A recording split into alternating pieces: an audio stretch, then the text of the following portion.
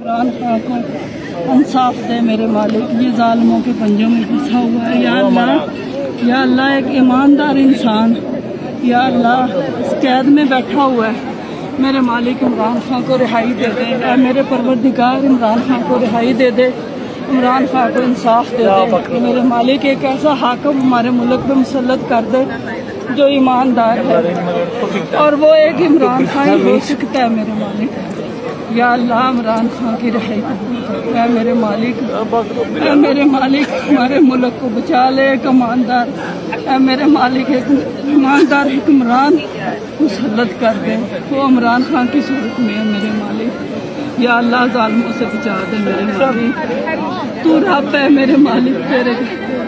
سوا کوئی آسرا نہیں ہے، کوئی سچ سننے والا نہیں ہے، کوئی اس کا انصاف سننے والا نہیں ہے، کوئی اس کا سچ نہیں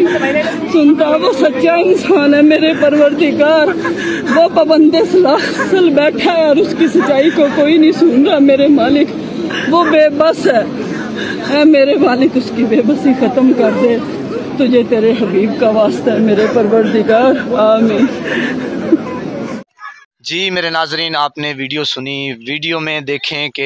ایک ماں جی ہیں اور وہ دیکھیں کہ اللہ کے گھر کو لپٹ کے رو رہی ہے اور اپنی فریاد جو ہے نا وہ اللہ پاک کو سنا رہی ہے کہ ہمارا حکمران جو ہے وہ صرف اور صرف عظیم لیڈر جو ہے نا وہ عمران خان ہے، اور ہمیں بس اللہ پاک پاکستان کو بھی بچا اور عمران خان کو بھی بچا، یہ ظالم یہ جھوٹے لوگ۔ آپ دیکھیں کہ ویڈیو میں جب دیکھتے ہیں تو یقین کریں بس دل جو ہے نا وہ خون کے آنسو ہوتا ہے۔ اور ایک اور بات ہے کہ آپ